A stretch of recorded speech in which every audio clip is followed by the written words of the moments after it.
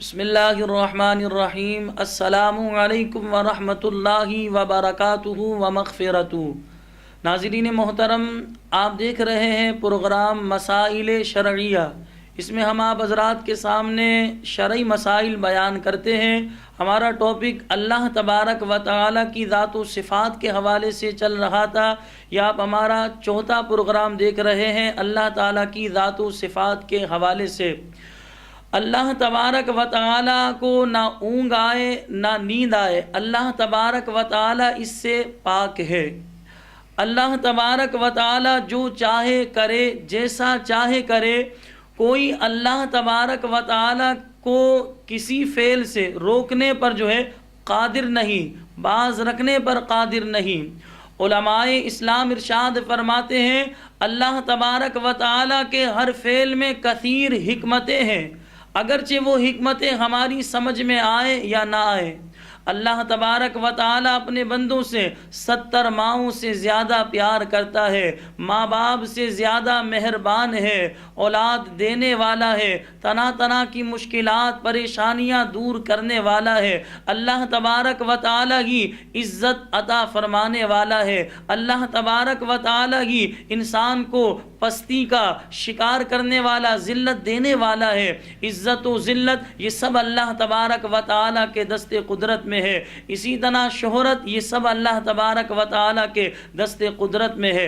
اللہ تبارک و تعالی 70 ماؤں سے زیادہ اپنے بندے سے محبت کرتا ہے۔ حضرت ابراہیم علیہ السلام کو دیکھیے کہ جب حضرت ابراہیم علیہ السلام کو نمرود اور نمرود کے شرکاء نے اس بھڑکتی ہوئی آگ میں ڈالا تو اللہ تبارک و تعالی نے آگ سے فرمایا یا نار کونی بردم و سلاما علی ابراہیم، اے آگ ابراہیم پر سلامتی کے ساتھ ٹھنڈی ہو جا۔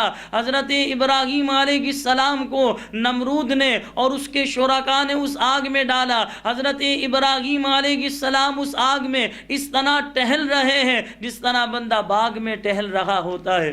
یعنی آنکھ دیکھتی ہے، کان سنتا ہے، زبان بولتی ہے، آگ کا کام جلانا ہے، چھری کا کام کاٹنا ہے، لیکن اللہ تبارک و تعالی چاہے تو اس کو برعکس کرنے پر قادر ہے۔ دیکھیں آگ کا کام جلانا ہے، لیکن جب اللہ کے خلیل حضرت ابراہیم علیہ السلام کو نمرود نے آگ میں ڈالا تو آگ نے حضرت ابراہیم علیہ السلام کو جلایا نہیں۔ کتابوں میں لکھا ہے نمرود نے اتنی بڑی آگ جلائی تھی کہ آسمان سے اگر کوئی پرندہ بھی جاتا تو وہ پرندہ آگ کی تپش سے بھن کر زمین پر گر جاتا۔ 40 دن تک تو نمرود اور اس کے شرکاء نے لکڑیاں تلاش کی تھی۔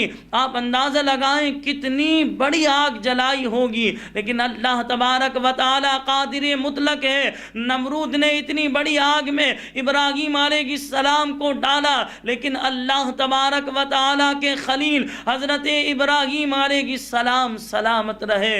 اللہ تبارک و تعالی ہمیں اپنی عبادت کی، اطاعت و فرما برداری کی توفیق عطا فرمائے، اور اللہ تبارک و تعالی ہمیں اپنی پاک بارگاہ میں سر بسجود ہونے کی توفیق عطا فرمائے۔ وآخر دعوانا ان الحمد للہ رب العالمین۔